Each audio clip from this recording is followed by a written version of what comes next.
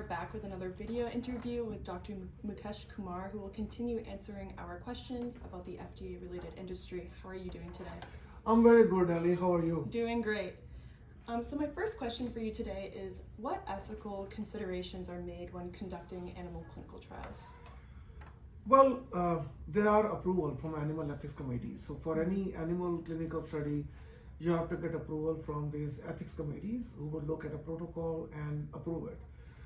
Most of those ethics committee approvals are more like rubber stamps because the protocol that you use for animal studies are all based on the guidance that comes from FDA and other FDA, primarily FDA, and there are some European guidance also. So most of the ethics committees will usually look for simpler things such as number of animals and the history of the facility asking for permission and things like that.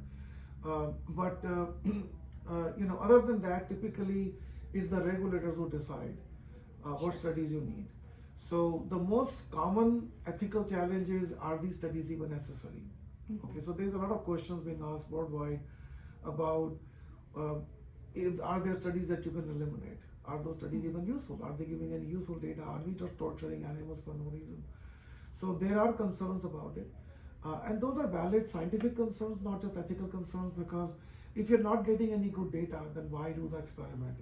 It's a futile experiment. It's a useless experiment.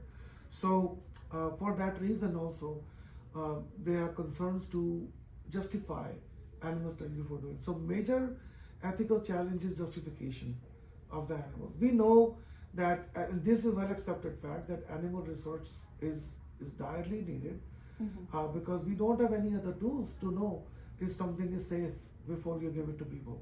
You would not want to give a drug to a child not knowing if this drug can poison them.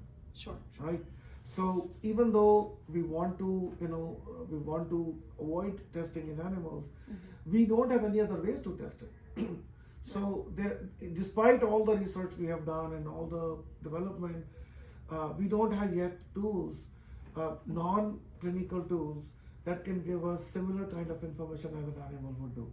Okay, there was a talk 20 years ago about in silico models about designing computer systems that to mimic human organs and human bodies and give us at least some good idea about what kind of toxicities to expect and what can go wrong and what cannot.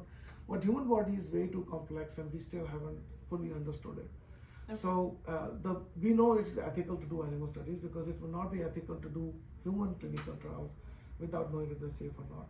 But yes, we do also know that there are many animal studies that can be avoided, and there are non-clinical tools that can give information, equally good information that can be used to support non-clinical safety information.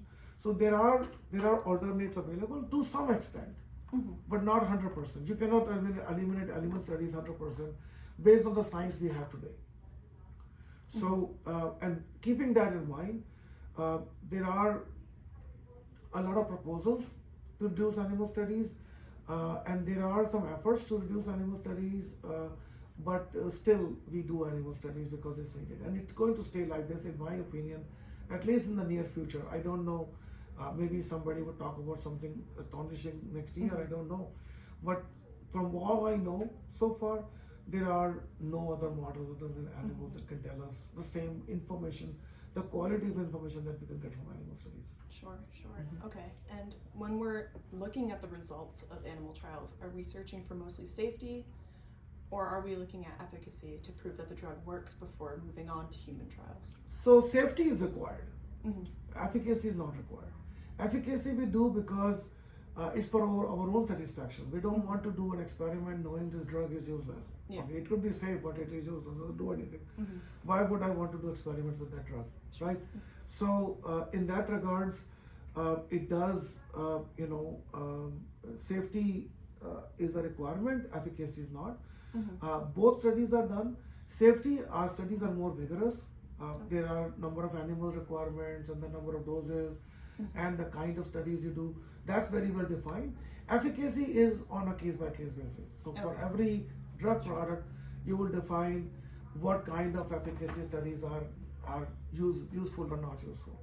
So in efficacy, you have a lot more flexibility, but safety is almost always is much more vigorous. Actually, more animals are involved in safety studies than efficacy studies. Okay. And are there any ongoing efforts to reduce animal clinical trials?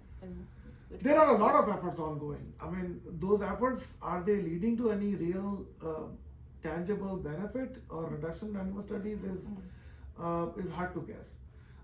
Because the regulators still don't have any other way. See, regulators cannot allow drugs that they know could be unsafe. And regulators always have to be more conservative than we are. You know, as a doctor, as a patient, you may take things, you may take risks when you are sick that regulators are not willing to take for you.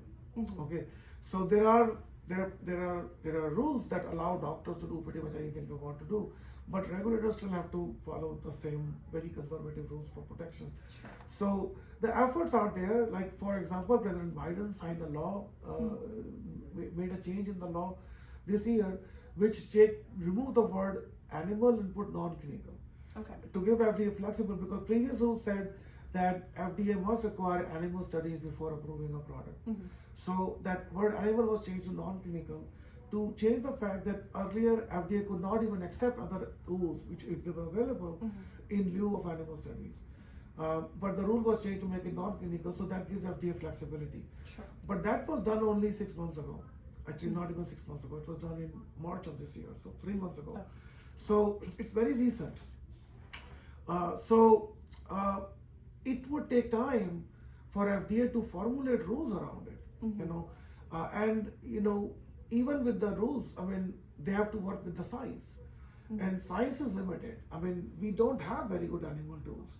I mean, for all the noise we hear about animal rights, I wish if the animal rights groups raise money to fund science that would in turn develop in silico models, develop non-clinical models, that would eliminate animal studies. That would be more productive than just protesting outside the non-clinical facility. Right. In my opinion, I think you know, when people protest about animal studies, I mean, they are still talking about animal studies that were done 50 years ago.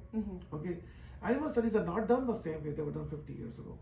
Okay, the drugs are not developed the same way that they were 50 years ago. So I believe that many a times ignorance and non-productive allocation of resources is also equally at fault. You can't just blame the regulators if there is no science, because you will not be happy if FDA approved a drug and that poisoned somebody. Yeah. We would not want to see that.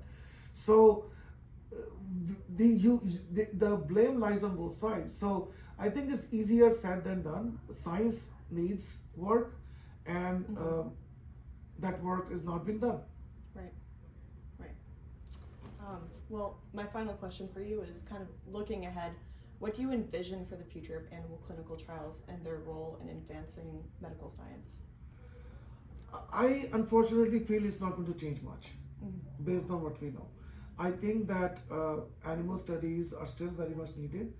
There are certain experiments you cannot do in humans. They're not practically or ethically feasible in humans. So we would have to do those in animals, because that information that those experiments generate are critical, you know, to know about a particular product, what it does. I think that will continue for some time, in my opinion. I have not seen any major changes other than some cosmetic changes to rules. FDA still, I talk to FDA many times, and FDA still asks for animal studies. We do go out and present alternate sources, and many times even I am not very comfortable with what FDA asks us to do, because I have been in those situations that FDA asked for an animal study which I felt was not even scientifically justified, but FDA was taking an ultra conservative approach to that. Okay, so and I don't think that's going to change, because you know, the FDA regulators are still being trained the same way. There are no concrete plans. Actually, there's a lot of subjectivity. So science is very subjective. You know, I can look at the same data and interpret it one way, and you other than yours. Okay, Sure. and if I am in a place where I make decisions, my interpretation is the one that would fly. Okay, and that is true with FDA. So I feel many a times just that subjectivity makes FDA both not able to do it and not willing to do it also. You know, the FDA reviewer doesn't want to make the decision for you. So they want to play it safe for themselves, and that in turn makes somebody do animal studies that may not be necessary. Sure. So I think there is need for a very objective measure of what the need is. Okay, there should be very clear questionnaire kind of things, or a very clear scale that anybody can look at subjectively and say, if this is applicable, then this study is needed. Okay, we don't have that right now.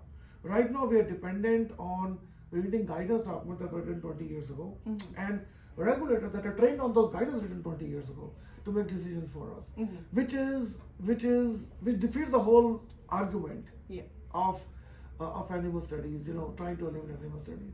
So I think there needs to be a new approach. You cannot, Albert Einstein said, you can't do the same thing multiple times and get different answers. Okay, same thing applies here. I mean, it's really not going to do anything unless the industry does its part, the animal rights people do their part, and the regulators do their part, and there is a very clear, transparent process around it. This vague process creates more problems than solutions.